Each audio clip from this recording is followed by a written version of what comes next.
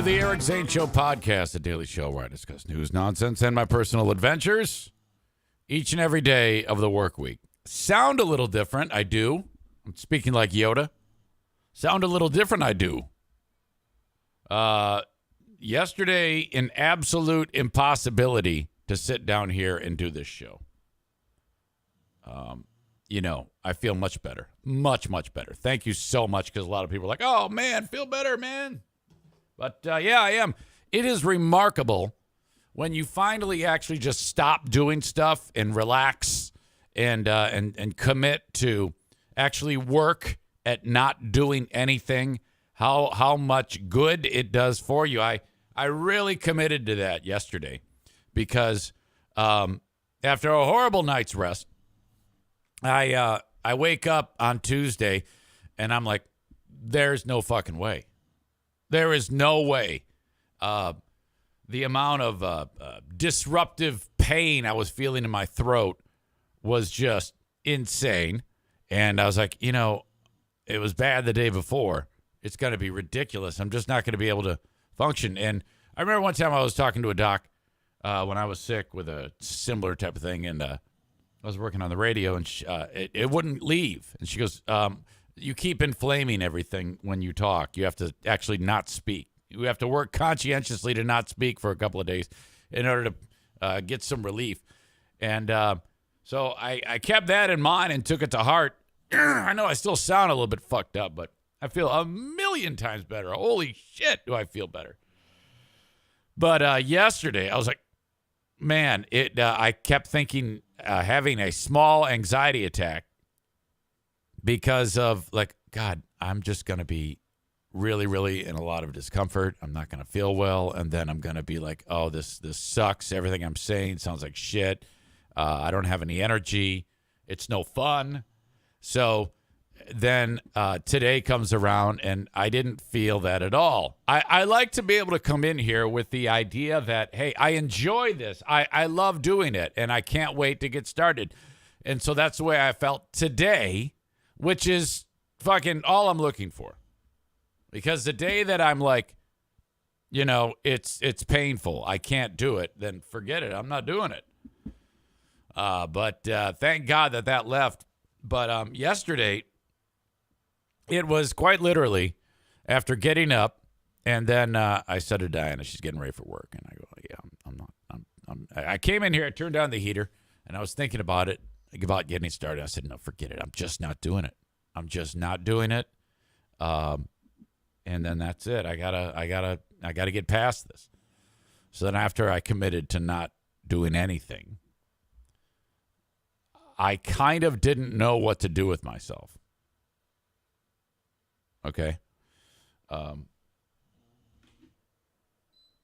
Because when you're like me and constantly going a million miles an hour, to do nothing is crazy. It's difficult. My mind plays tricks on me. Like, all right, let's just lay down and watch something on TV.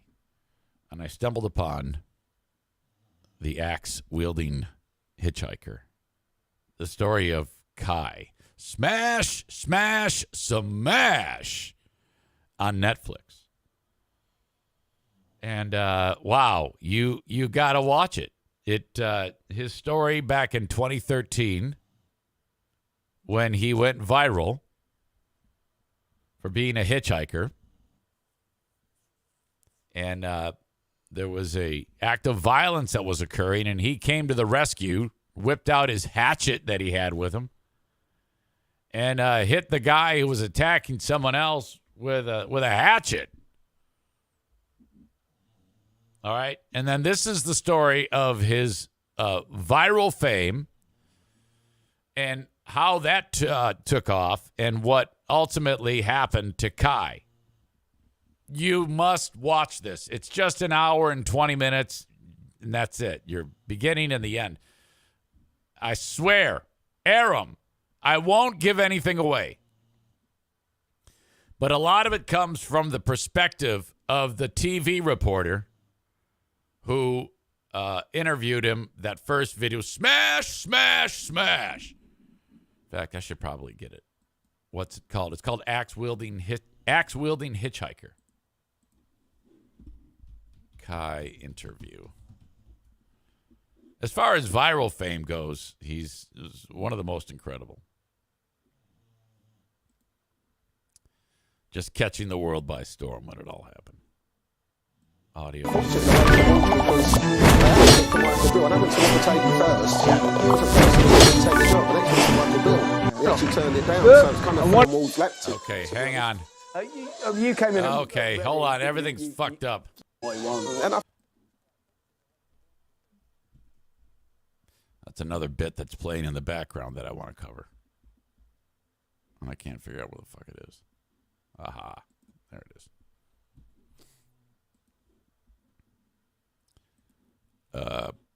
The axe-wielding hitchhiker. This is Kai.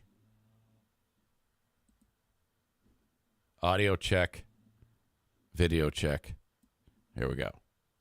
One of the heroes. Yeah. Can we talk to you? Do you mind? What do you want to talk about? What happened today?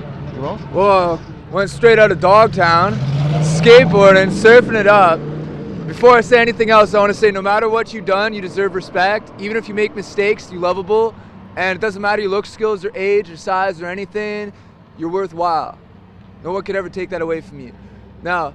Okay, so they really parked on the video how compelling that was for him to just drop of a hat, look directly in the camera, and give everybody a pep talk there.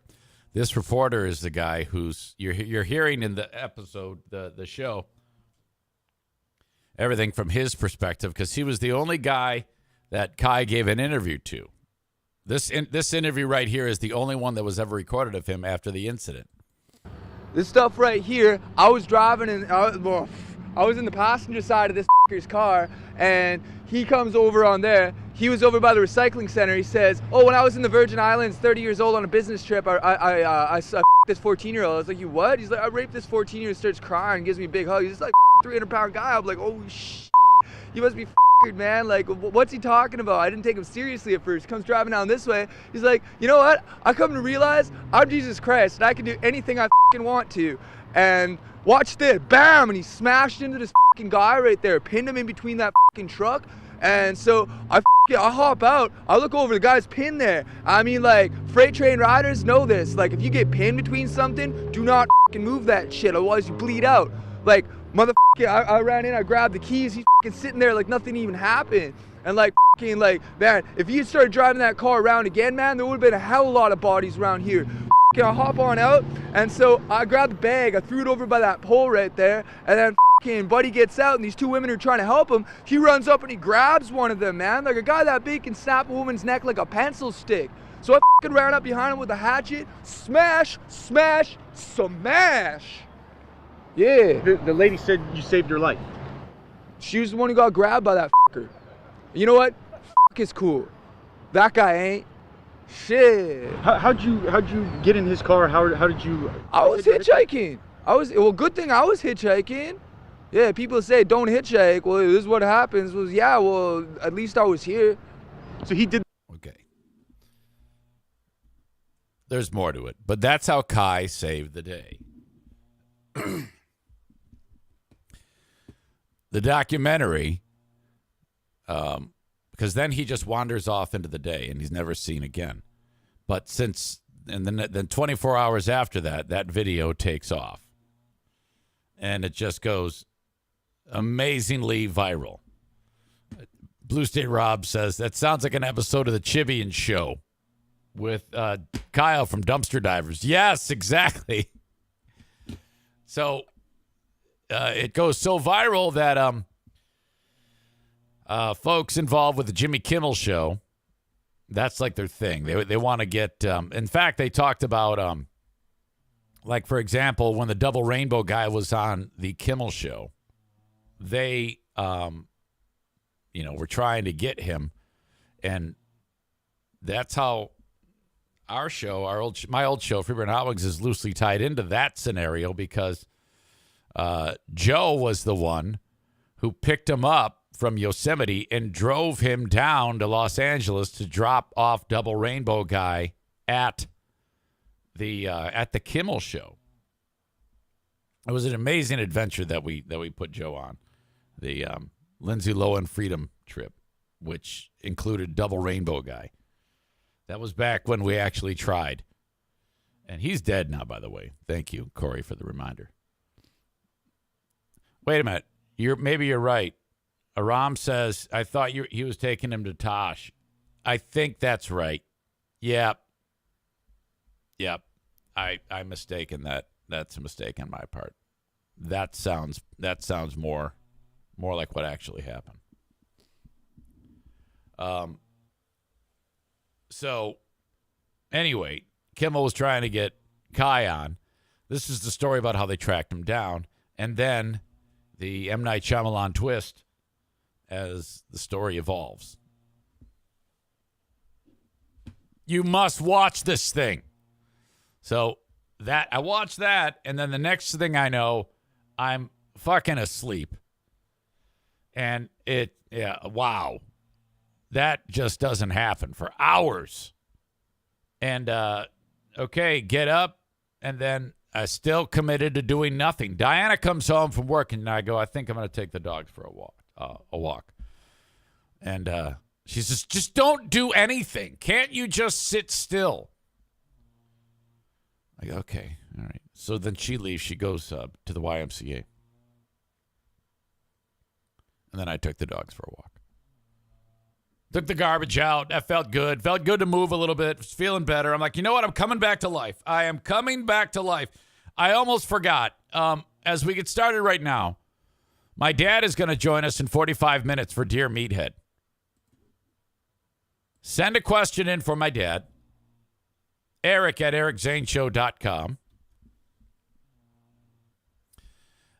Where are we right now with that?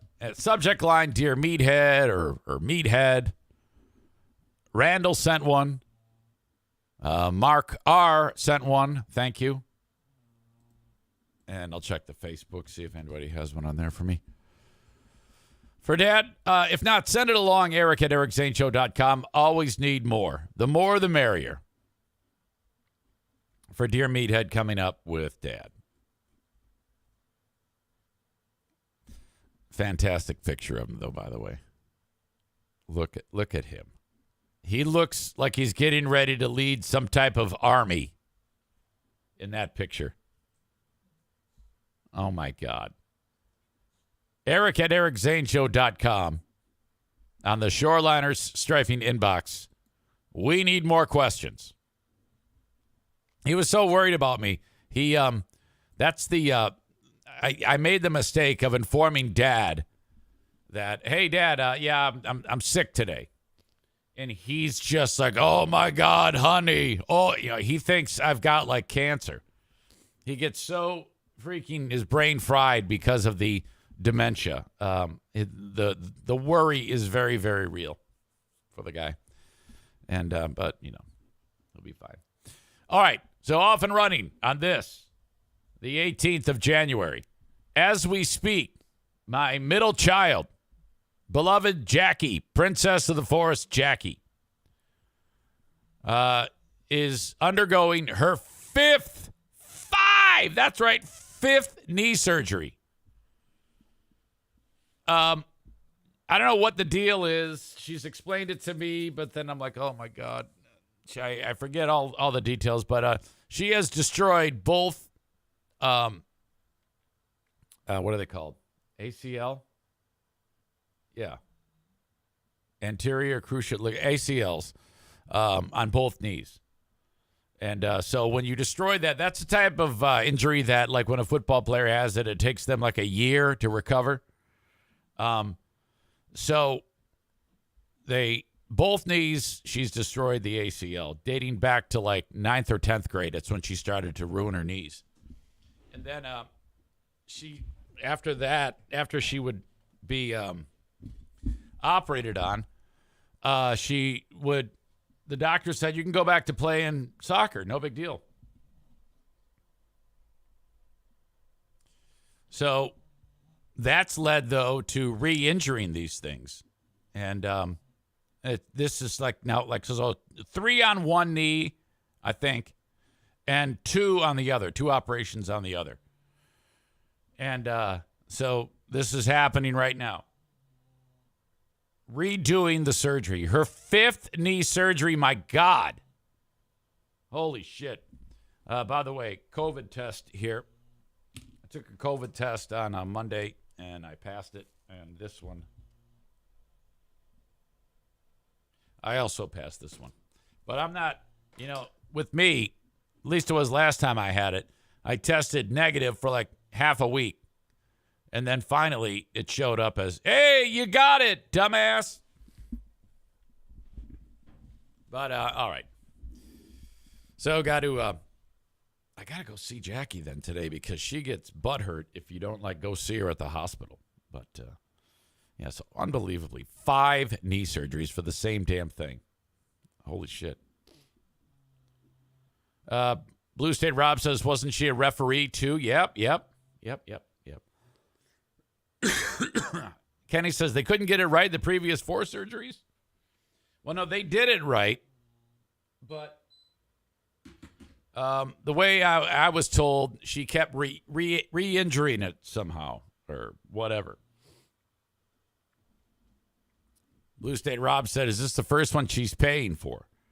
Yeah, that's right. This is big girl insurance for Jacqueline.